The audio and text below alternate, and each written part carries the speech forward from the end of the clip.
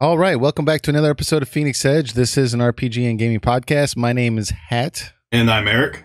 And today we are going to be talking about a recent article that was released stating why Kingdom Hearts 3 and Final Fantasy 7 were announced so early. So some interesting stuff there. We really want to get into it, but we also have been kind of putting off a lot of this drama surrounding the Atari VCS console. There's been a lot of updates with that. And we've been having to cover some other things, but we really want to get into it and dive into some of the things that have been circling around the internet around that. And then also a new Tales game was announced, and we're going to kind of give what we think about that and some expectations, but also just our general feeling regarding the game. And then finally, we have comments. So we're going to be getting back to our comments of our listeners. So we're just going to be going into the YouTube comments and pulling out some comments there to talk about. And it should be a good episode. So, without further ado, though, Eric, what have you been playing this week? Nothing new. I've been getting through Trails of the Sky upon request. Like Yeah, I've always feel tempted to just put it down, but I've been playing other stuff too to kind of help. Just to mix things around. Like Witcher 3, I'm playing that on the PC, and I'm doing different choices this time. I had it on the PS4, but the sale and everything going on. It's I got the Witcher 3 for it, and man, I tell you, it really. I don't mean to sound like one of the PC Master Race things, but it really feels like that game was built for the PC. Like the UI feels a lot more smooth, a lot easier to get through. Because that's like one of my main criticisms of Witcher 3 was the UI. But after the update they did and how like smooth it feels to go through things now comparatively, it feels great. And like the game just feels rock solid on it. And I'm having fun going through it again. I'm just making more. I'm kind of remembering the choices I made before, and I kind of want to change things around to see what I can do and try to get a better ending than I did the first time. So it's been fun going through that. And of course, I'm always occasionally going through Breath of the Wild, knocking out a few shrines here and there in Master Mode. I've already 100% completed normal mode, so I'm trying to 100% complete that also. But that's going to be a slow uphill type of deal there. But that's just mostly what I've been doing. And what have you been playing? Well, I saw that once you told me that you got the PC version of Witcher 3. That kind of inspired me to jump in a little bit this week. Totally agree with your comments there because I got it on the last Steam sale. I think the PC version is the definitive version of that game, but that's just me. But I've also jumped back into a lot of these Steam sales that are going on right now, the summer sale. And I ended up getting Morrowind, which I already own Morrowind. I owned it on the PC version back in the day, still have it, but I don't have a CD drive on my current computer. So I was never able to play it on this current computer that I have. And I saw it was $7. So yeah, I picked that up and I've been playing that this weekend. Having fun with a lot of the mods, just kind of updating the visuals. And honestly, like the first like hour of the game that I was playing, I was kind of like, man, this game has not aged well. Especially when I got back in the combat, I was like, oh yeah, I forgot about this. Like it feels like a random number generator whenever I'm attacking enemies. And like, I'm just like, this is back when people used to prefer turn-based because combat felt kind of like off. But after about an hour of the game, that kind of like faded away. And I just got really back into that world and immersed into it. And I'm having a lot of fun with it, actually, surprisingly. So I really, really like this game. I don't plan on probably finishing it because it is a very, very long game. But I mean, the Elder Scrolls games are great games to just pick up every now and again and just kind of like do a quest or two, go rummage around and see what you can find in a cave or, whatever. So I'm having a lot of fun with it. That's good. I mean, that's the one Elder Scrolls I actually do really like. I did enjoy that one. And like I said, I'm not a big fan of Oblivion or Skyrim, but Morrowind did hit the right notes for me for the time at least. Yeah. Well, I almost bought Skyrim on PC just because as much as people complain about the combat with that game, I do think like there's some it's good in terms of presentation. Like it's a lot of fun. aside from the, you know, people feel like the gameplay is a little too mashy. But I did see on Steam that the version that's currently on sale right now is the updated visual one, but they removed mod support for that specific version, and you can still get the old version of Skyrim, but you have to like really like search for it to find the mod support one. But I found it kind of strange that, because modding is such a big deal in the Elder Scrolls games, that maybe I'm behind the curve here on this, but like, why, I don't know why they would do that, release the game and not allow modding on the HD remastered version. I don't know. But I thought it was interesting, so I just wanted to point that out. If anyone feels like they want to pick that up on PC, make sure you know what you're buying, because you might be surprised. My guess is they didn't feel like going through the trouble of opening the mod support for it. It was probably a quick, you know, remaster and get it out there, because I've seen the remastered version myself, and I mean, it looks better, to be sure, but like not so much better I would be motivated to pay for the game at the price they had it at the time. Mm-hmm. I mean, and the mod support is just what makes the game more fun, really, in my opinion. Yeah, well, and that's kind of, yeah, exactly, and that's kind of the downfall, honestly, when you look at the game on some of the other platforms. Like when I saw it on the Switch, I was like, oh, that'd be cool on the Switch, but it's still like $60. You know, and I'm thinking like, well, at the used game store the other day, I saw a version of Skyrim for the PlayStation 3 that was like $5, you know, and it's just like, well, is it really that better? And then you bring up also, if you're playing on the computer, mod support's a big deal. So, but yeah. Look, all I'm saying is Skyrim cannot be enjoyed if you do not have a lightsaber in your hand, fighting Thomas the Tank Engine riding on top of a crab with a monocle and a top hat. I mean, Skyrim just can't be played any other way. Yeah. Dude, there's some wild mods out there with like what they did. I saw one where they replaced like a bunch of these characters with like Star Wars Knights of the Old Republic characters, and like it was making me laugh. So it's good stuff. Good stuff, but, indeed. Moving on, though, our first topic. I know we've been hitting a lot of the Final Fantasy VII and Kingdom Hearts 3 news articles, but I thought this was pretty a big admission from Tetsuya Nomura. And I think, as usual, I'm just going to read the article that it came out on. That way, everyone listening can be fully up to date, and then we can all comment on it. So let me switch over there real quick. Cool.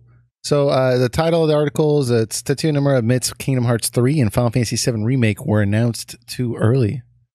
And this originally came out on Twin Finite. I don't know. You'll have to look that up. But anyways, it says the director behind Kingdom Hearts 3 and Final Fantasy VII Remake has recently admitted that Square Enix announced both games too early, but said it was a necessary move to assuage the excitement of fans and prevent leaks and rumors. Speaking to Italian magazine Multiplayer, Tetsuya Nomura said their team has always found it difficult to pin down the right timing for announcing Kingdom Hearts 3 due to a number of factors. This includes constant pressure from fans asking what project they are working on, wariness and game information leaks that spoil big surprises and risk having gamers believe in fake rumors. If and when these happen, Nomura dreads having to deny or respond to this information. This is actually quoted. He said, "The same thing happened with the remake of Final Fantasy VII. I am well aware of the fact that we announced it too early, but even in the industry, word was beginning to spread that we were working on the game. So we just decided to not keep it more secret and officially reveal it. Luckily, development on both games seemed to be progressing well, blah, blah, blah, blah. The next problem that arises after game announcement is trying to quench their fans' thirst for more new information," said Nomura. Luckily, gamers eagerly anticipating Kingdom Hearts 3 are in for a treat, as Nomura is teasing several surprises for coming months. I'm sure a lot of people will be more surprised by the trailers we're going to show in the following months than by the ones we've shown so far. And then he goes on to say, "I can tell you that a lot of the characters that have appeared in the past titles will return, and there are even a few we haven't shown yet. We also kept secret a few really important characters that will leave fans speechless." So there's kind of like two little things in there we could probably talk about. But the first thing is that I found interesting was that given, like, first off, that he actually had the awareness to say, well, no, we probably did really announce it too early, which is what everybody on YouTube has been saying, and not just YouTube, but like online forums everywhere. This game was just announced too early. Both of them. Kingdom Hearts 3 definitely was announced way too early, and Final Fantasy 7 was done. Yeah, they're not even ready to show the game yet, and they announced it in 2015. It's ridiculous. But what do you think about the reasons he gave, that like people were already starting to leak that they were working on this game, and that they thought, well, the cat's going to be out of the bag anyways, we might as well get some hype out of it? What do you think about that? Just let the leaks and rumors just be that, leaks and rumors. It's like, if you don't have anything to show yet, then don't show it. I mean, I've been saying this over and over again. Yeah. And I don't know, I may sound hypocritical sometimes when I sound excited for something, like, but if you don't have gameplay footage to show, then don't bother announcing it. And I know I say that being like excited for like Metroid Prime 4 that they announced, but they didn't show any gameplay footage for that either. It's like, okay, it's nice that one's being in development, and that's a nice thing to hear, but I don't know, I guess I feel like half and half on it. Like, I'm glad to hear that they are making it, but at the same time, if you don't got anything to show, it's just going to be more disappointing when we find out that like nothing's happening, or it's going to get canceled, or it's just going to be left in development hell. Yeah, and it's just a really it's a roller coaster of emotions with with the player base, to be sure. Like, you're excited, but then you're disappointed, you hear nothing. But when they actually show something again, it's like, oh man, they're actually getting things together. Then they go silent again for a long time. It's I guess I don't say I have the definitive answer on how to approach announcing your game, but I really think the way they're doing it right now isn't ideal. I really think they should go back to the drawing board and how they do these type of things and be like, okay, we at least need to show something before we announce. Yeah, I agree with you, but I'm thinking of like the main problem I had with this entire thing is there's multiple ways they could have handled that would have been better than what they did, right? Right off the top of my head, okay, all these leaks are circling around, especially regarding the Final Fantasy VII Remake, that, hey, they're working on this game. And I could understand them saying, well, this would be a huge reveal for our company. And like, it would be like, people would be surprised. It would be, people would be talking about the game. That's free marketing, free publicity. We want that. I can understand the temptation to just say, okay, let's just announce it. But I mean, if you're not ready, you shouldn't do that. And what they could have done is, if you remember, Final Fantasy VII was announced for the PlayStation 4, like a remastered version. And they could have just came out and been like, oh, you mean the Final Fantasy VII on the PlayStation 4? You mean this? And they could have just showed that and been like, yeah, we're doing an HD remaster. And I'm telling you, all over the internet, that's what everyone would have been like, oh, you idiot. You're believing this, like, this 4chan leak, and here it is. This, come to find out, it's just an HD remaster on the PlayStation 4. That would have killed a lot of the leaks. Now, sure, by this point, there probably would have still been leaks like, no, they're actually working on a real game. But at the very least, that would have got them some more time. Even if they said, okay, even if they were like, okay, no, we have to announce the game, and they did it just like they did at that Sony press conference, I believe. If they did it just like they did, they could have just came out later and been a little more transparent and said, hey, there was leaks. We weren't ready to announce this game. It's still like very, very early. Priority one right now is Kingdom Hearts 3. We are working on this game, but like, we were not planning on announcing this for another year or two. So just sorry, but there's not going to be anything new. But I mean, they came out and like very quickly with another trailer. And then like they start saying things like the voice acting was complete. And I saw an article the other day from 2016, I believe, the voice acting for all the story sequences was complete, and like all these different things that made you believe the project was almost done. And it's just and that's a whole separate issue from them actually just announcing it. But yeah, I appreciate Nomura actually being honest about why they announced it so early and him acknowledging it was probably too early. But I just don't agree with his philosophy here that we had to do it. Like, I think there was other options, you know? Yeah, I don't think there's any real obligation to show any early leak or anything. Like I said, you just let it be that. I really feel like more the decision because it came from, like, I really think there was like something like their stocks are going down or something, because when that remake happened, like their stocks in the industry just like skyrocketed, but immediately went back down when you didn't hear anything after that. I really feel like that had to be something also, because I really feel like, I know that the Japanese mindset has been changing over the years, but they're very conservative holding this type of information back. Like they even are with FF7 right now, is that they're not revealing information until they feel like it's completely right to do so.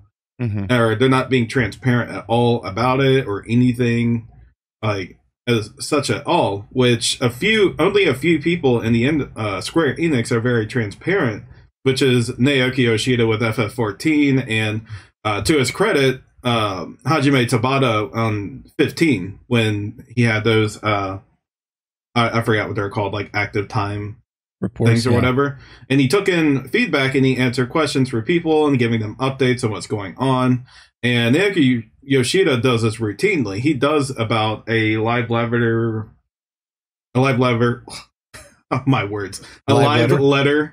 every other month and so, and he gives us updates of what's going on with the game, and he directly talks to people, stuff like that. And granted, that's an MMO, and you always got to keep people up to date on an MMO. But back to Tabata, he at least like took in information, explained what's going on, why things are getting delayed or changed, and what they take from the feedback and everything. Sure. And I think that's something they need to start at least doing with FF7. You don't have to reveal anything, but you should routinely let people know what's going on, because the more information people don't have, the more speculation they do, and those speculations turn into assumptions, and everyone has this set assumption about what's going on, and it may not actually be the truth. So sure. If Square Enix comes in and gives the actual truth, then, that's something that the public works with. Because, like I said, people are going to create their own assumptions, and it's going to just be a bad spotlight on Square Enix, and it'll just get worse and worse from there. So a little transparency, but just help miles. It'll hurt by a mile. And there are kind of leaks, you could say, from people that work in the gaming industry in Japan that have said the word on the street is regarding the reason they haven't actually released any more information regarding this game is because two reasons. They want to make sure that they don't have the problem like they had with 15, where they release all these trailers and then people come back and say, hey, like, this isn't in the game. This isn't in the game. You said it was going to be like this. It wasn't like this. And so they want to avoid that, which is good. But also, they've changed the story a little bit. So not like in major ways, but just the way it flows, so that older fans will still be surprised and still have a reason to play the game, and they don't want those surprises to be spoiled. And I get all that, but just like you said, if they could just come out and be a little more transparent and say, hey, this is what's going on. Because otherwise, you want us to be excited. Every time you do an interview, you say, please be excited. But like, you don't give us anything to be excited. And like, when you ask us to be excited, you're also asking us to risk being disappointed. And yeah, if you don't want to be transparent with us, that's fine. But at the same time, don't announce your games when there's not even pre-alpha gameplay yet. Yeah. When all you've really done is talk about it, and then you created this trailer. Yeah, exactly. I'll give Bethesda a lot of credit here, they announced, at least with Fallout 4, they announced the game in June, and it got released in the fall because they didn't want to show anything, or they didn't want to reveal it until they had something to show. And because of that, they were able to talk about it, be detailed of what's going to be happening in the gameplay, and what you can do and what you can't do. And that's all we needed. And we patiently waited till November, and it happened. Same thing with Super Mario Odyssey. Nintendo announced it at that E3, and it came out the following year. Yeah. And that's a game people have been heavily speculating on, like, what it would be just from tiny little footage from the Switch. But they quickly got up on it, and we got the game the following year, and it's a fantastic game, but not the point, but it's a fantastic game. Yeah. And I really think it should be structured like that. As much as I like to hear about the game happening, I really also want to make sure that it's something that is actually happening. Sure. Yeah, exactly. I mean, because people are even starting to question, like, well, how often are people actually working on this game full time?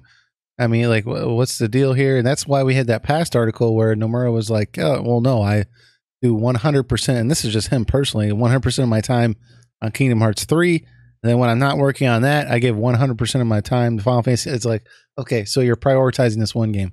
So, yeah, it's going to be one of these things where I think once the game comes out, they're going to look back and say, well, why did we say all this?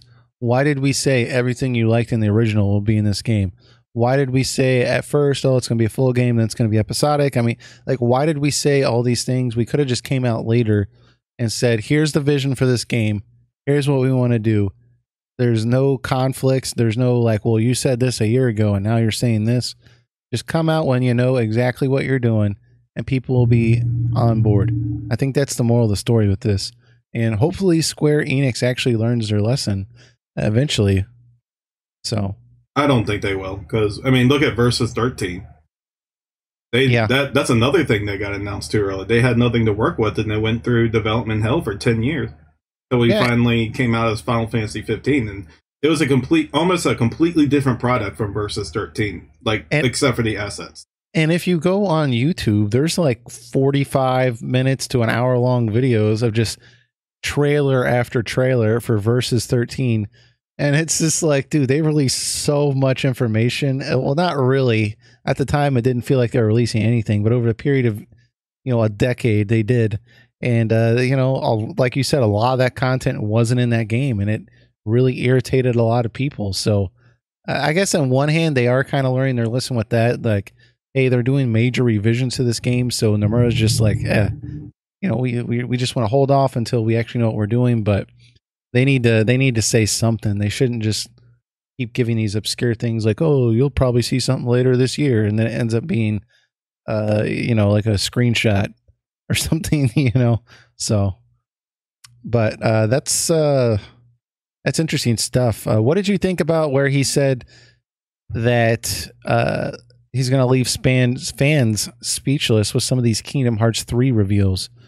Did you think anything about that? I mean, I thought he was doing that already. Yeah, but I'm trying to imagine.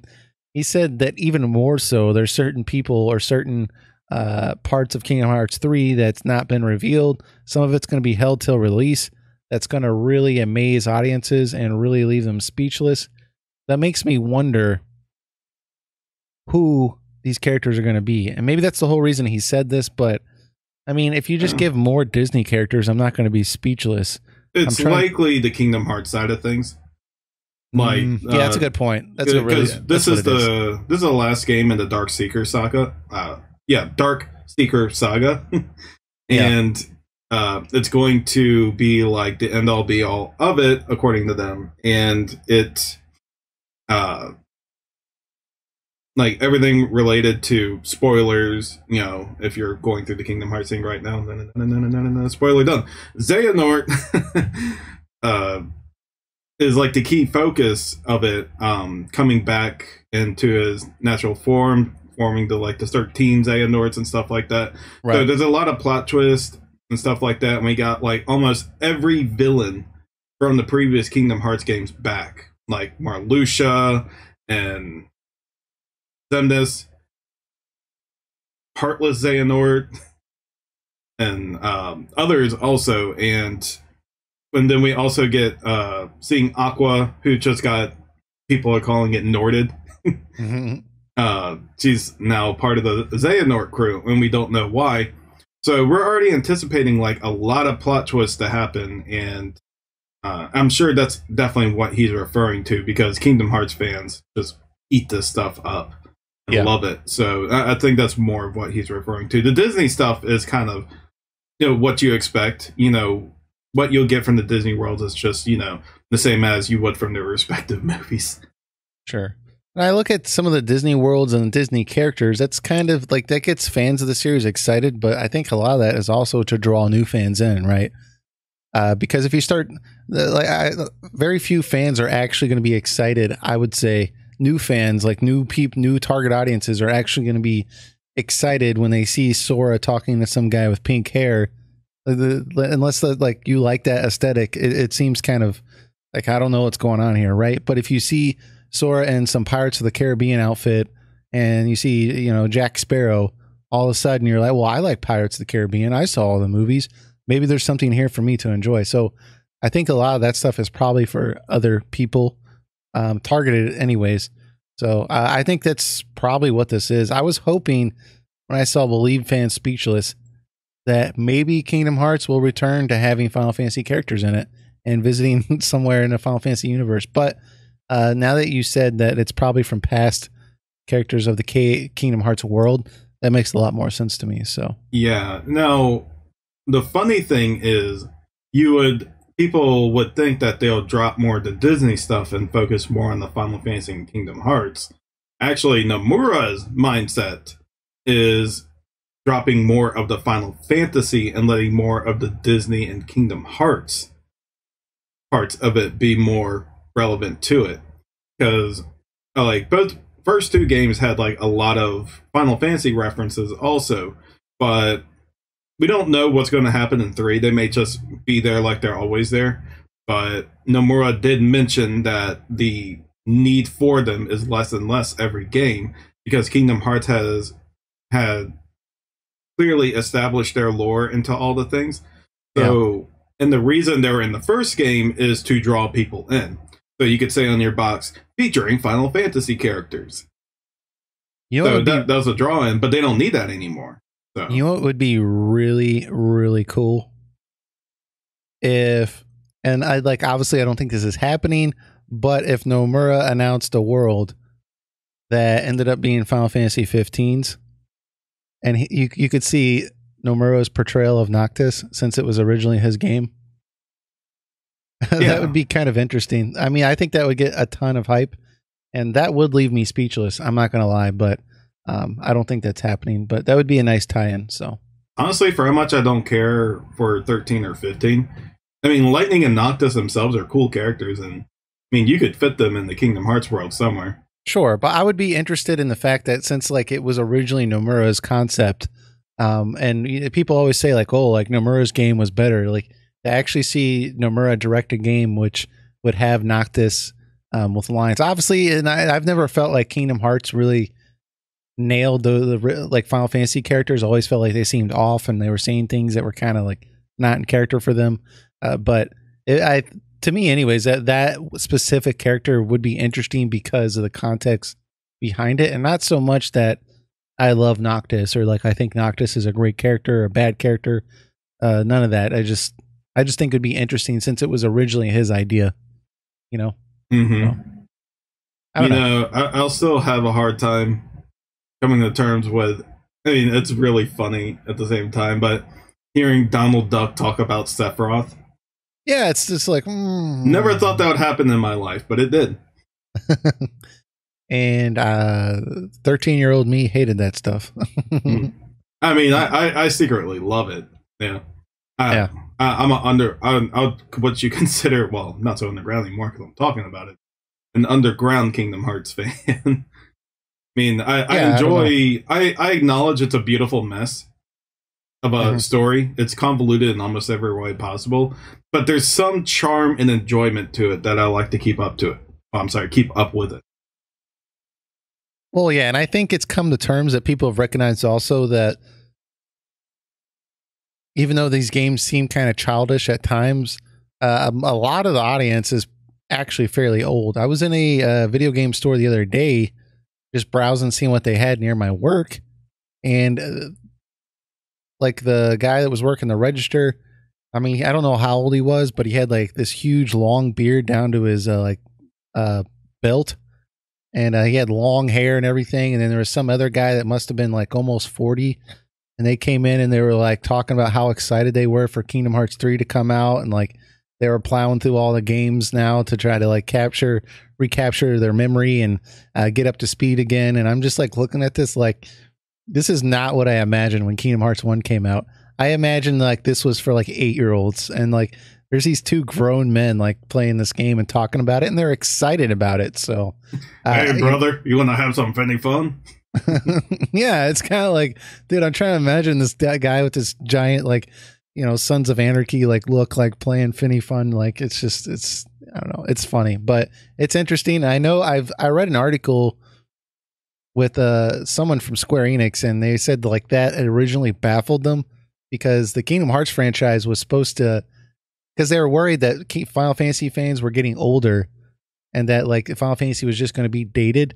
So they wanted originally to get new fans that were young.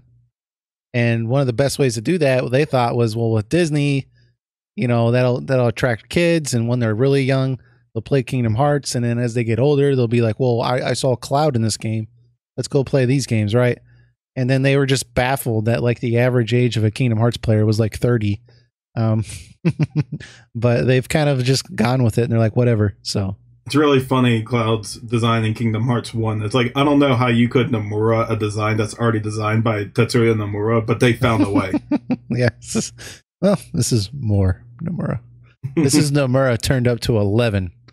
I mean, he still looks cool, but... Yeah, for sure. But anyways, so that's basically wraps that up. It's very interesting to get the context for why that was delayed, and then also kind of Nomura's hints at what's to come for Kingdom Hearts 3. But moving on from there, we do have the drama surrounding the Atari VCS, and there's been a lot of things that have progressed over the last month. And I was actually thinking about making almost like a side video about it, because we had E3 going on, and we had the Xenoblade Chronicles review, and we try to stick more with the RPG stuff, but we do like talking about some of the major gaming news articles as well. And but this has been back and forth now for a while, with Atari just having one controversy after another, and this is fairly recent. It's off the back of some good news with their sales for their pre-orders. So just starting from the beginning, I'll try to fill everyone in here. So the Atari VCS, it's a new console that Atari's working on, and they've announced it however long ago, but it's been a lot of speculation regarding the console, what games are actually going to be on it. They announced the specs, and it's like basically a low-tier Steam machine, but I don't know. Atari's been saying that one of the key features is it's going to be able to run Linux, and you know, you could possibly have all sorts of indie games on there. But anyways, they did a pre-order recently, about 2 months ago on Indiegogo, and it cost $200. You had to pay up front, and the system's not actually coming out till next year. And it was actually surprisingly successful. They got $3 million in pre-orders. And of course, that's not on par with the PlayStation 4 or the Switch or anything, but Atari doesn't have near the budget that they do. So that actually surprised a lot of people that many people were willing to put up $200 with virtually no information regarding the system, no announcement of games, nothing. And so people were like, well, maybe this will be successful in its own right, even if it's a cult following. Well, shortly after that success, Atari comes out and they have this commercial showing off like, hey, you can look forward to the Atari VCS. It's coming out on this date. And in the commercial, I was trying to find the footage. I couldn't. I think they took it down, but you see this guy on this couch in his living room, and he's playing Tempest 4000 on his TV, and it's like looks like it's running off the Atari VCS. So people are saying like, oh, okay, well, Tempest 4000 is going to be on the Atari VCS.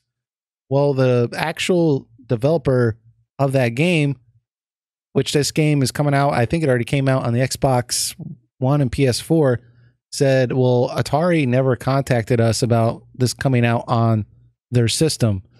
So I don't know what that's running on, but we didn't develop it.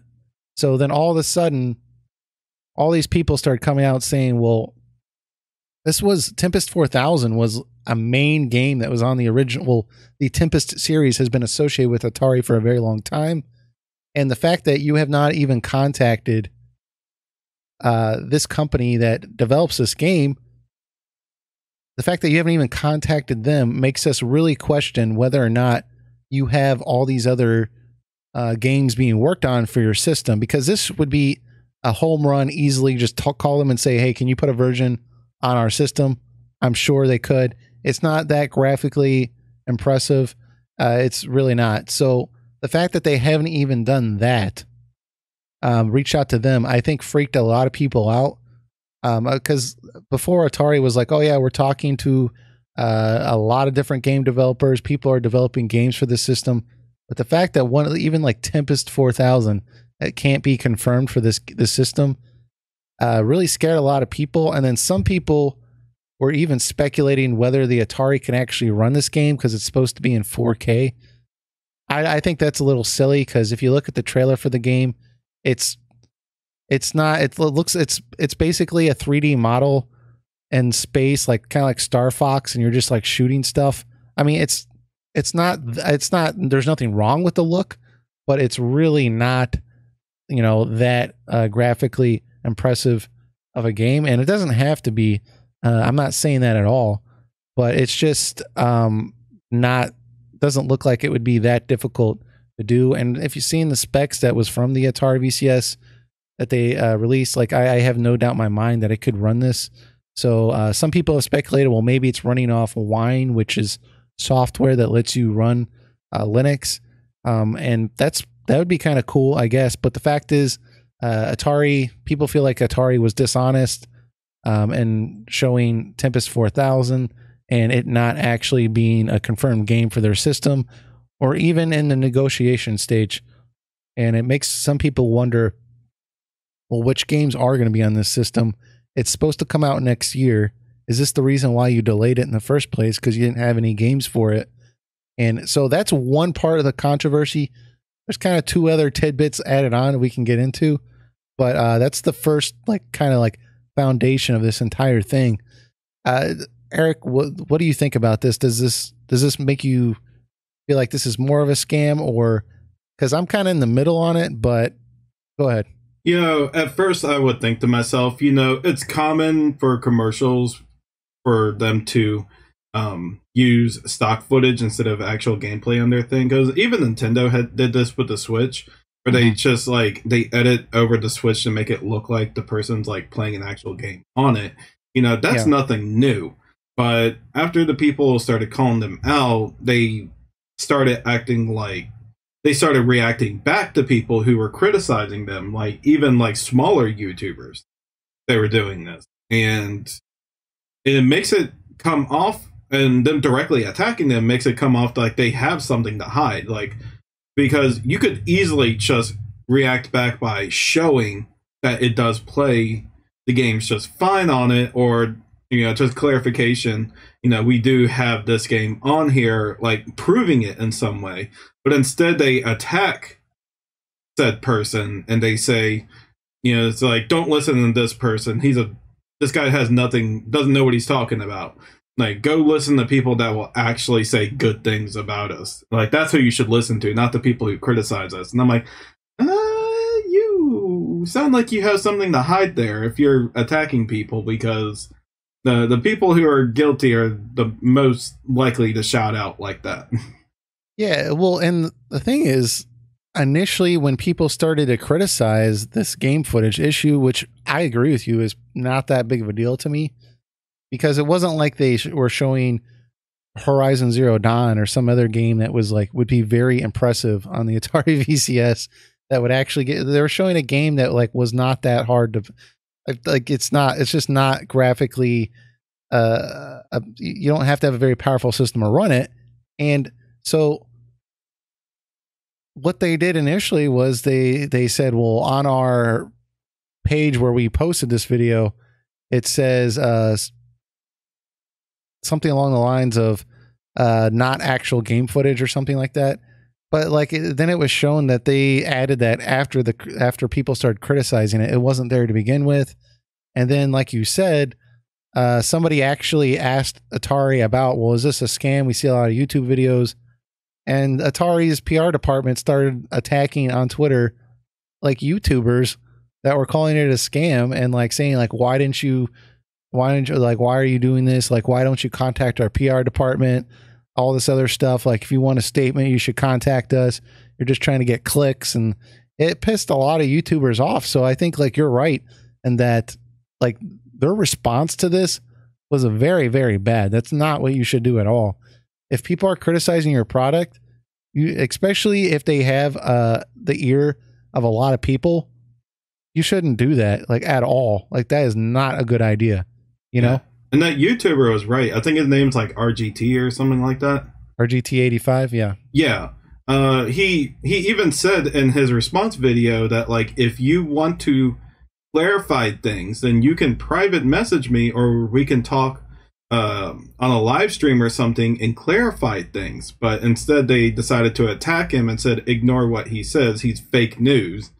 It's like, no, that's not what you want to do if you're trying to sell your product. You're kind of biting the hand that's going to be feeding you. Yeah, it's because like let's face it, not everyone is talking about your product, and like so you don't want to just alienate the people that are, you know. So, for example, and I hate to point out to EA, right? But when Angry Joe's trashing, EA games, they still go on his show and they'll still talk to him, and of course he ends up trashing them later in post production, but they don't come out later and they're not like trashing Angry Joe on Twitter because they know that would be bad. That would just make him make more videos about how they're not a very good company, you know. And like this seems weird that Atari, who's been in this business for 40 years, does not know that. Even though I know they've kind of transitioned different ownership over the years, but it's not really the same company back as it was in the, I don't think late anyone, 70s, early 80s. Yeah, I don't think anyone in the original Atari team are part of this. Just my guess. Yeah, not at all. So it's kind of strange, their response in general. And that's the biggest criticism I have, because as far as like showing game footage, like even if they didn't have that sentence there, I think it was kind of sleazy that they tried to act like that sentence was always there and it was shown it wasn't. But like we've had way worse, more egregious incidents where people just kind of like turned a blind eye. Final Fantasy 15 with the Omen trailer. That was released 30 days before the actual game was released. This wasn't like something that came out 8 years prior. This was something that was released like the same month the actual game came out, and it's 5 minutes long. Nothing in the game is actually in the game except like 8 seconds of it that was added in a patch later. It was like ended up being like a dream that Noctis had or something, but like totally misleading what the game is going to be about. People didn't really care that much, and so the fact that like Atari used footage of a game that like will likely run on the Atari no problem, it didn't really bother me that much. But I do think like the way they've reacted is pretty poorly, and it is pretty telling that they don't even have Tempest confirmed for their system, and it's coming out next year. So it's kind of like, ugh. I hope like if I pay $200 for the system from Indiegogo, I would be concerned. I mean, yeah, don't expect me putting any money. I mean, I wasn't putting money before, but I'm just the way things are already looking. I definitely have no plans to put the money into it now. I really think just the way that everything looks, I am just predicting that this is just gonna go straight to a bargain bin. That's gonna be like, we'll pay you to take it away from us. Yeah. Well, and also another kind of wrinkle in this entire thing is recently a company, let's see, I got it written down here.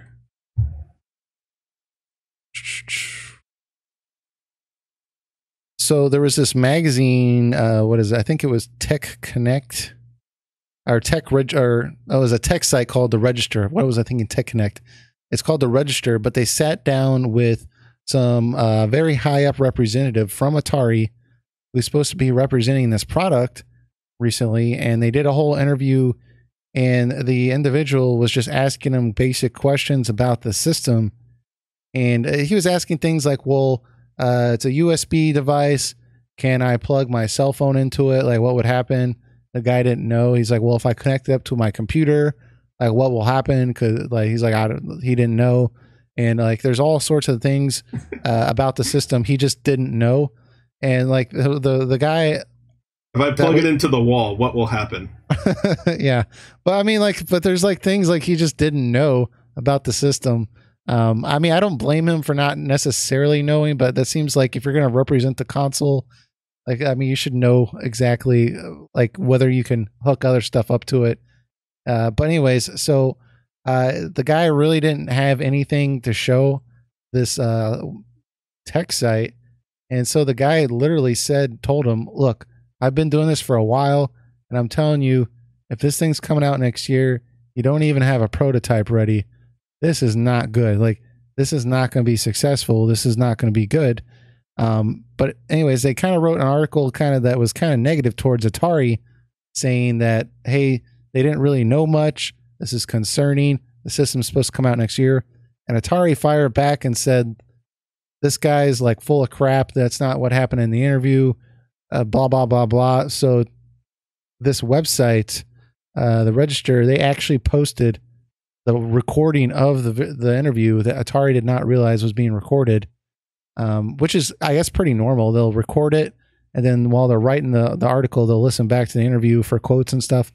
So it made Atari look kind of dumb. But yeah, I mean, that is a very good point, though. The system's coming out in a year. I was watching a Dreamcast guy video just kind of talking about this because I'm interested in it, and he brought up a very good point. Xbox One, before it came out, like before it was even announced, some guy in like Utah bought a laptop off a Microsoft store, and for some reason they accidentally shipped him the prototype of the Xbox One before it was even announced, and he plugged it in, and the entire the system worked.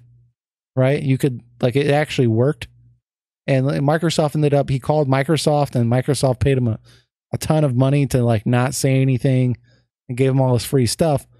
But the thing is, that was before it was even announced, and they had a prototype that worked. We're a year out, and like even at this interview, they still didn't have something they could show.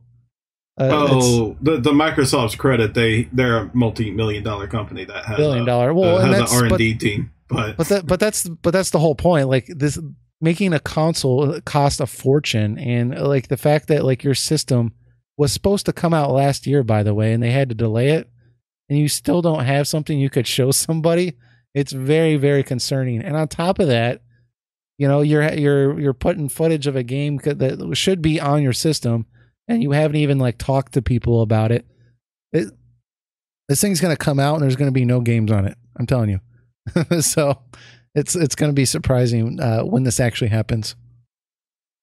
Yeah, I mean, there's nothing in here that inspires confidence for me.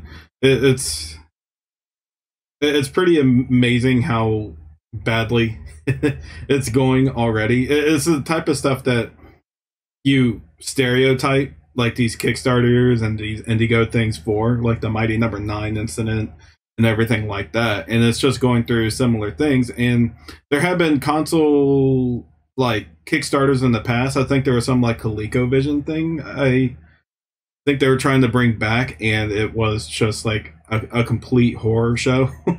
Yeah, of development and a lot of drama in between the developers and everything. And it looks like this is going through very similar steps to it. So I have a feeling it's just it could possibly end up the same way. Now, I do believe that they'll probably have some form of device released but I don't think it's just going to be anything special. I think it's going to be like a Ouya, where like, yeah, it's there, but you know, you have like so many better alternatives. Why would you ever get this?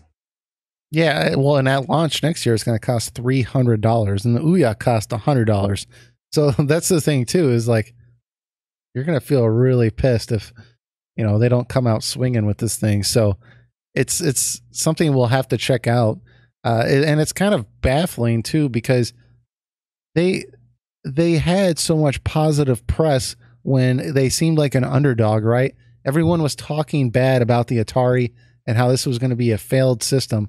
And then they came out with their Indiegogo pre-order, and like the people were saying like, oh, I'll be surprised if it hits $100,000.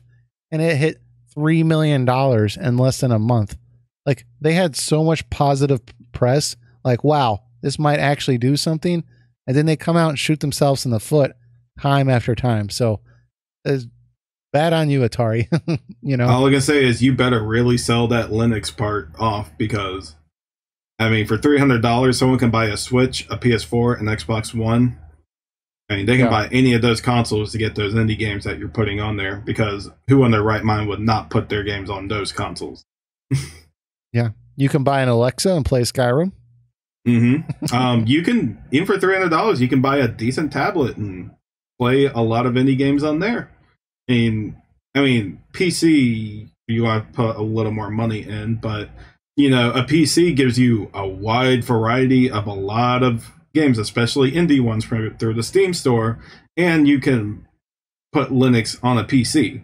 So yeah, well, $300. I mean, you could upgrade parts of your PC too. So I mean, you got to be really in a nostalgic mood to get that Atari. And I know I've heard viewers on here say that they're interested in the Atari box, and you know, like I said, still good for you. I mean, that's great if you really want the product, and you know, if you're an Atari fan, that's great and everything. But on a mass appeal, that this thing does not go beyond niche status.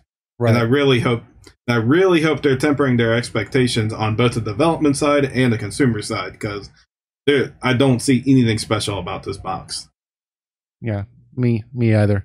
So that's our thoughts with the Atari system. I mean, I can't really think of anything else to really say about it than we'll wait and see what happens. So very expensive paperweight. Yeah. Did I say that out loud?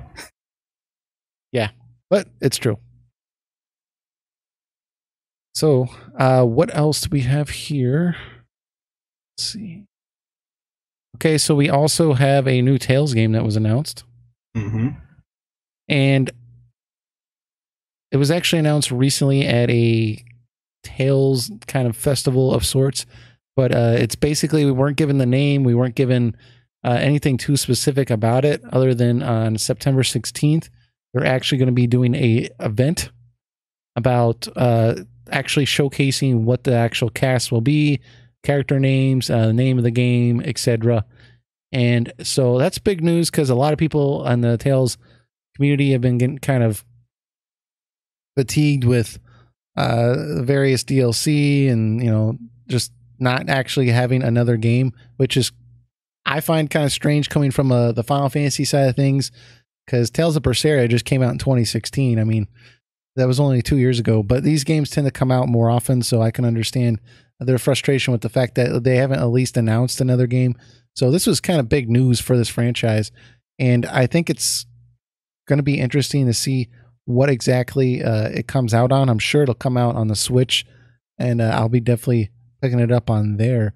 But there's been kind of some speculation about what this game is actually going to look like, and given all the hype surrounding Tales of Vesperia coming out with its new edition soon, and that game having a more cel-shaded look,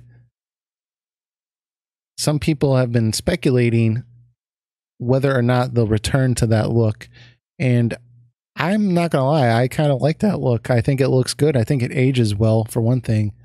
I still like Tales of Berseria's look as well, but I really hope they don't go with try to be an ultra realistic look. I think that's just going to drag out the development time If they can do the cell shaded look, I think that looks great. And if it doesn't take 9 years to come out with your game, that's even better, you know? Yeah, I say the better you can translate your artwork to the game, the better. And cell shading is the technology that will accomplish that. Now, granted, the future Tales games don't look bad, but they don't really have something that feels distinct. Like Tales of Vesperia, just like that is truly the pinnacle of the series in so many ways. Like, it looks graphically beautiful, even still today. Like, it just looks fantastic aesthetically. It had like the best story, best main character. It still retained the world map, which I think is something that Tales has been severely lacking. Berseria did some improvements here and there, like you get on a boat and you go to places, which definitely helped, but it still had that small scale feeling to it. Like Tales games before, like after Vesperia, they just dropped the world map for some reason, and the scale of everything just went away. And like you were like on the countryside, you didn't really feel the scope of everything. And that's something like Abyss and Symphonia and Vesperia were able to do just so well. And I don't know why they drop aspects like these. I'm just thinking like they're expecting like more open world aspects to the games, but people never really wanted that from a Tales game to begin with. So I don't know why they really felt the need to add all these modern elements to a JRPG. And my only theory is that they think the series would get stale if they kept going too much with the formula of like Vesperia, which I can understand to an extent, but at the same time they took away a lot of what made the Tales series charming, and in doing so they kind of made everything feel cheaper or generic in the process. Like I can't say there's truly a bad Tales game after Vesperia. I mean, I think Zestiria would be the closest one. I've seen a lot of hate for that game. Yeah. Well, I'll take that back. Xillia 2, I would say, is the closest one. With the awful debt system. But Zestiria definitely had one of the more boring, uninspired storylines. Mm-hmm. So, but I think if they look at Vesperia, see what worked, and improved upon that, is I think how they should make the series going forward. Sure. Look, I'm a fan of the cel shaded look, and I think it's odd that in terms of anime, like there's some very, very successful anime shows out there, and never once have I heard a fan of those anime shows said, hey, wouldn't it be cool if we just made this live action, you know? And the fact that like the Tales series seems to be, at least to me, very inspired from anime, it seems kind of strange for them to go in a very ultra realistic look, because that's kind of a departure from what it's inspired from. And maybe they do want to go into a new direction, but I haven't really gotten that vibe. So I mean, in all fairness, yeah, go ahead. In all fairness, I don't think their aim is live action looking. I think some people have thrown out 3D like models look weird compared to their art portraits that are in the same thing. Yeah, some people have pointed out that maybe like they'll go a more Kingdom Hearts 3, although that might be too high budget, but something along those lines. And I don't know. I just think that if it's going to drag development time out, I don't think that's really the way you should go. And then you point out very good, valid points. Being a fan of yourself is just, you know, kind of conflict between the models and the character portraits looking a little strange. But I mean, I didn't mind Berseria's look at all, but I definitely would prefer a Vesperia look from watching the trailer. Now I've only played a few of the games now. I've actually picked up a couple weeks ago Tales of Xillia, and then a Symphonia pack. I had both of the games in there, and I've been playing Xillia for a little bit, and I actually really like that game. I'm actually surprised, and it's not even supposed to be the best at all. So, you know, I'm looking forward to where this series is going to go. So, I'm kind of curious how much this game is actually going to change, or if it will still be of quality, given that I don't know if he's the creator or producer, but how do you say his name? Hideo Baba. Hideo Baba. Okay. feel like a baby saying Baba, but it's kind of strange. But all right, so that's how you say it. But anyways, he recently in 2017 left the company and joined Square Enix, and he's actually been given his own new franchise, and that is called, what is it? Project Prelude Rune.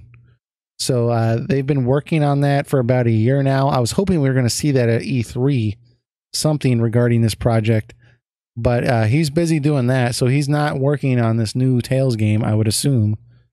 So I don't know if that's going to have a major impact with the game, because, you know, once Sakaguchi left the Final Fantasy series, that series dramatically changed. So I don't know. What do you think? Do you think that'll have an impact at all? You know, I think maybe if anything, if there is someone new there, he may be required to make sure that it's one. Yeah. I think the quality is probably going to be there, but it's very possible that some elements that you're used to may be direction and different mindset. Mm-hmm. So I think people should be prepared for something very new, for better or for worse. I think you are going to finally get something different, because in all fairness to the whole situation here, that the Tales series has been feeling stale and formulaic up to this point, especially with the titles that we recently discussed. Like, I'm not saying bad, just very formulaic. And I think someone, yeah, you feel like you know exactly. You feel like you know what you're getting with each Tales game, and I think someone new coming in will help bring something a little new to the table. And I mean, that's for us to judge if it was good or bad that came from it. Sure. But I'm definitely willing to give this guy a chance. Yeah, I think that's Hideo Baba's one true flaw, is that he doesn't really jump out of the safe space too often. Sure. He makes sure that, like, what I'm trying to think of the best way to say this. It's like once he does something, he kind of just sticks in there. Like, you can just notice a lot of elements here and there. Like, the good thing, at least between Symphonia Abyss and Vesperia, is that they still made it different enough feeling, even though to those games discredit that they do have similar tropes to them also. But like, they kind of just went like full swing with it afterwards, and like not like everything did started feeling the same. Yeah. Well, and if you look at it, Tales of Berseria got a lot of positive press, a lot of hype. And I think it brought in some new Tales fans to the series. So the fact that they kind of have a bigger audience now, I would assume, from this one game, and they kind of went a slightly different direction with Berseria than they have in the past. I haven't played all the Tales games. I haven't played a majority of them, but Berseria is a little bit different in terms of story, right? Yeah, definitely. I think out of the games recently, I think that's the one that stepped most out of its safe space. There's a lot of... It's really cool to see, like, perspective from, like, villains fighting villains type of deal. Yeah. Like, you usually don't get that in the Tales game, and that itself makes it more interesting. Mm-hmm. I'll say that Berseria is not perfect. There's a lot of stuff it could have improved on, but it definitely stepped in the right direction. Well, and given the fact that they've had a lot of that positive press and kind of a new audience with this game, even a lot of the old fans like the game, even though I'm kind of probably in that new boat, a newer fan of the series. I liked it. I didn't really like the combat, but I liked the story itself and the premise. So the fact that like they tried something new and it was successful kind of tells me that, especially with him leaving, that they're probably going to go even further, I would imagine. So yeah, I'll definitely be interested to see what happens this year. September 16th was the date we're going to find out more. I know you're probably going to be in a cave somewhere playing Dragon Quest XI still by then, but yeah, you may need to find a new co-host around that time. It's just going to be like a black square or something. It's just going to be me. So Eric, it's time to do the episode. Get out! No, I'm busy. But anyways, so yeah, that's we'll have to see what goes on with that. I'll be excited to see.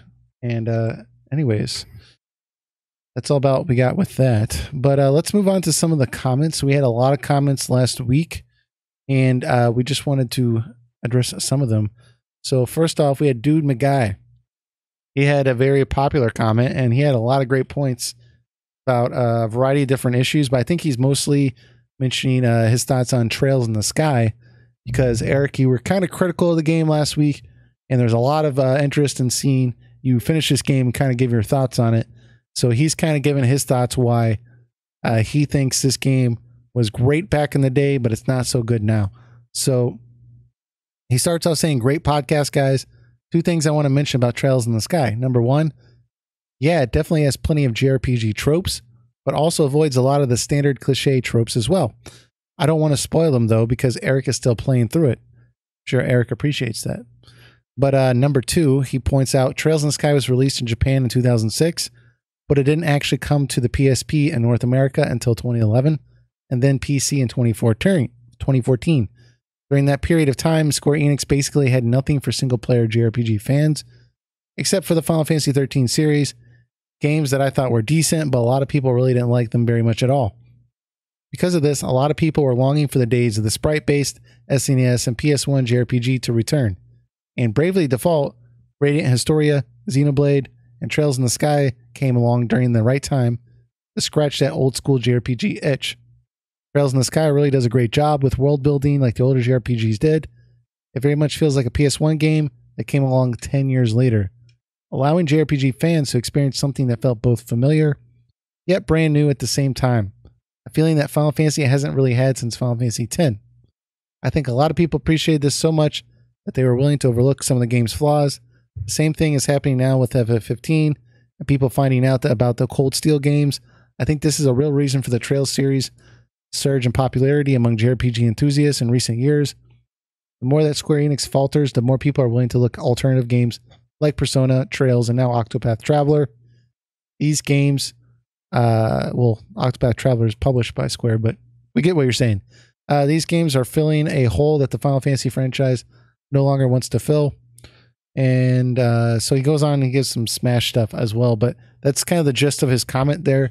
And I think he brings up a really good point, and that's kind of what we were talking about last week, is that when this game came out, there wasn't a lot of really great RPGs. Like, back in the 90s and early 2000s, there was like so many JRPGs all over the place that were just fantastic. And then you kind of went through this like famine of JRPGs where you'd only get one every now and again. And so in an environment like that, perhaps this game kind of stood out from the rest. But, if you put this game in the context of, back in the day, it might not do as well. And so I think that's very, very true. And I also agree that, the more that Square Enix falters and keeps coming out with subpar games, more people are willing to look elsewhere for those games, whether it be Persona or the Trail series or the Tales of series or wherever it may be. So, Eric, did you have any thoughts with what Dude McGuy said? I mean, yeah, he's definitely right that what I try to do with the games I play is I get into the mindset of when this game was made and what was available and not available at the time. Mm-hmm. And it's very true that Trails in the Sky, it really does feel like a PS1 RPG. Like, everything is there, just the way everything's set up. But aesthetic and everything, yeah. Yeah.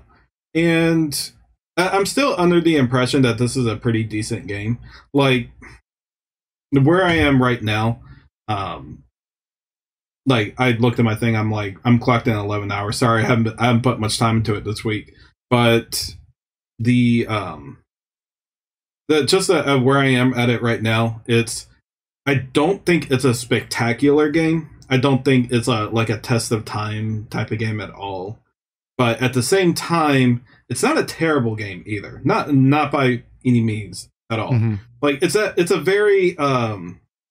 It's a very fair RPG, I would say. Like, something JRPG fans will definitely get into, but on a mass appeal, it feels like more of a niche title. Like someone who's into RPGs, generally and not like in a huge favor of JRPGs, it's hard to recommend something like this. It's easy to recommend something like Final Fantasy or even Kingdom Hearts to its credit, because there is some things that people in a general RPG sense would like, but Trails in the Sky, I think it's just an acquired taste, but it's a good acquired taste. It's not going to appeal to everyone, but I think it definitely appeals to the crowd it's catering to, and I think that's what the game intention is. I don't think it's trying to be the next Final Fantasy or something. I think it's just trying to be a good, nice, comfortable game to sit down and play with, and that's what it does feel like. So I kind of look at it more in that type of perspective, and I'm enjoying it a lot more because of it.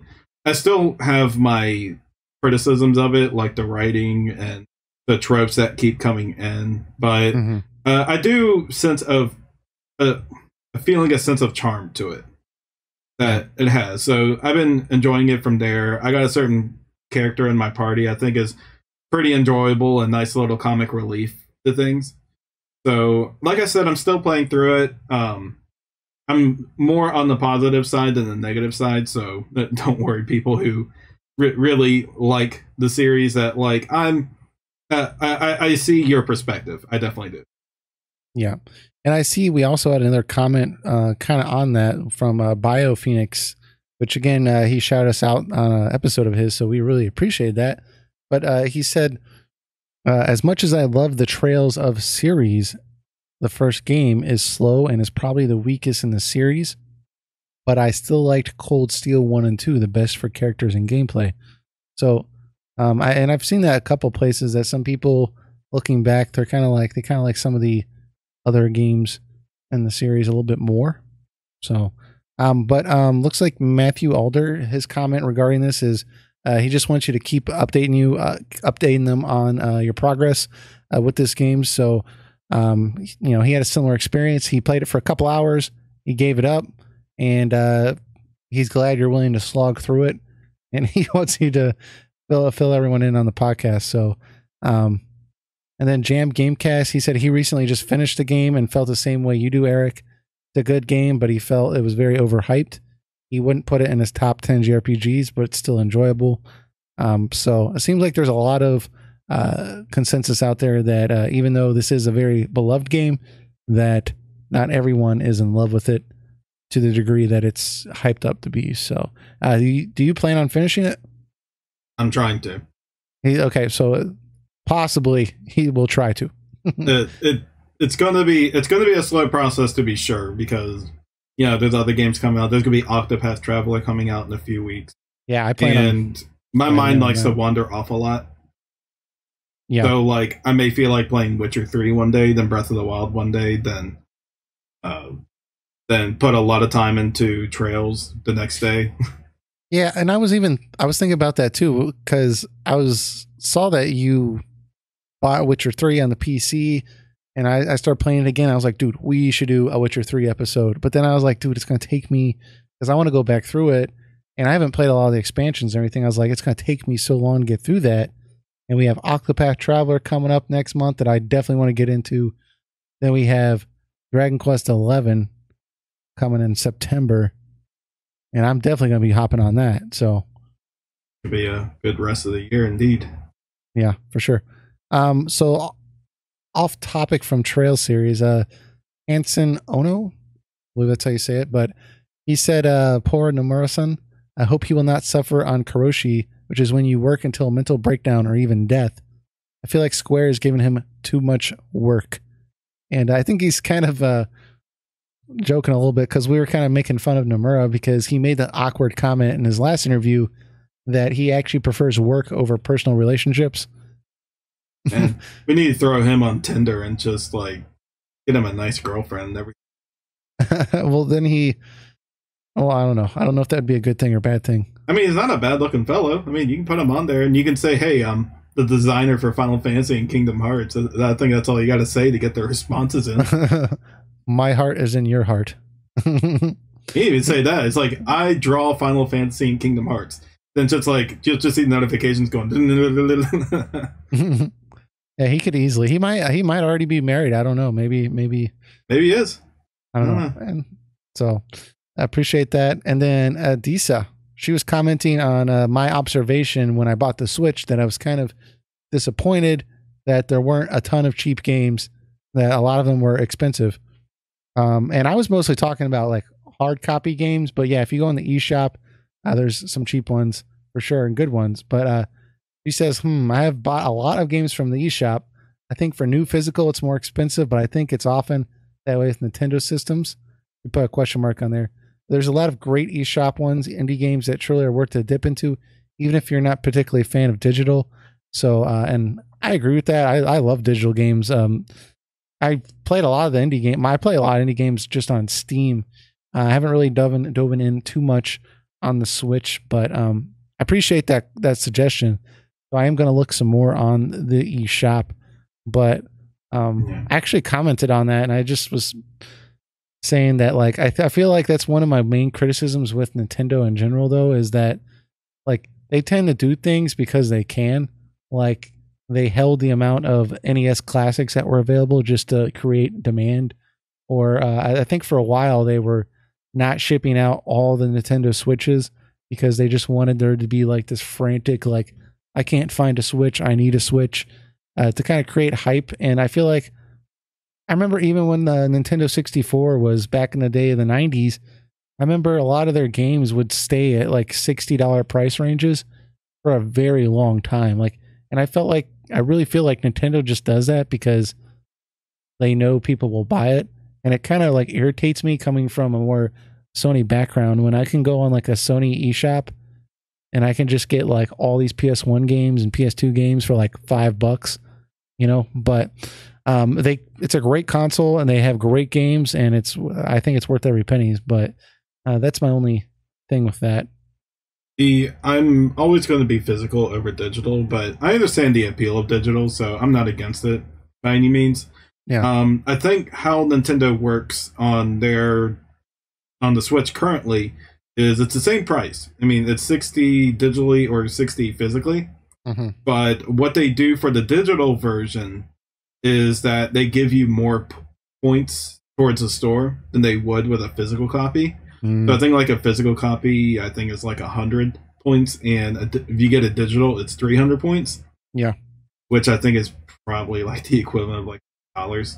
But like if you buy digital a lot, like rather if it's indie games or something like that, your points build up, and then when you put those points in, then it's like eventually you'll have enough money to get something you want without having to pay for it. Which I guess it's cool how they motivate people to do digital more on that. That's cool. I mean, not everyone does that, so that's cool. Mm-hmm. So, I mean, that's one thing definitely appealing about digital. But as you can see, like on my wonderful wall here, I'll look for any opportunity to expand it. So I'm always a physical type person, and I like the idea of knowing that if it's like 30 years in the future, that I can still play these games. Yeah. On the device, because the digital stores don't stay up forever. Mm-hmm. That's the biggest downfall to it. And because I'm the same exact way, I prefer to have the original case of the original game than having the digital store, because you never know, and I don't want to buy the same game 5 times. But the only thing with this generation is like we've already entered the digital generation, we just haven't realized it, because most games, if you buy the physical hard copy and like, let's say in the future, the eShop's down or whatever, and there's nothing for you to like interact with online. Like you're getting a very unfinished version of the game. Most games, when you buy them now, you have to go online. You got to download a day one patch. And if it's been a while, there's all these other patches. I mean, if you just stuck Final Fantasy 15, the original one, and your PlayStation 4 not connected to the internet, you're going to play a wildly different version of the game than, what is actually available today, So it's kind of weird in that, like, yeah, you're buying the hard copy, but you're not really. You're just kind of like buying a like 80% version of the game, but it's probably going to change a lot. And I don't know how we're going to navigate that in the future where, like, I guess you'll just have to go elsewhere and eventually buy the digital version. I don't know. So Yeah, the future does kind of worry me with it being so involved with the network and digital services. Yeah. I just kind of wonder how like these devices will be coming like 20 years from now when we have like the PS8 or I'm sorry, like the PS7 or something like that. And it's like all services for PS4 have been shut down. Like they shut down the PSP not too long ago. You can't I saw that. do anything on that anymore. At least I'm not aware of. So I mean, like eventually there will be a time where the Vita store shuts down and nothing can get from the Vita anymore. Vita is like a very digital heavy store. Yeah, so it's kind of like what is going to happen. So we'll have to talk about that some more in like a future episode, but we're getting up to nearly an hour and a half now. So I think we should probably cut it off here, but we appreciate everyone commenting on everything that we said last week. And if you enjoy this podcast, we do have an audio version. Just go in the description. There'll be a link there. You can listen to us on your phone or on Spotify on your game console. You can listen to us at work. You know, you don't have to watch us on YouTube, although we really appreciate you checking us out on YouTube and subscribing. So that way we can see those views there and we can see that our subscriber list, our subscriber count is going up. So regardless, we really appreciate that. And thank you for checking us out. And we will catch you all next week. Take it easy, guys. Take care.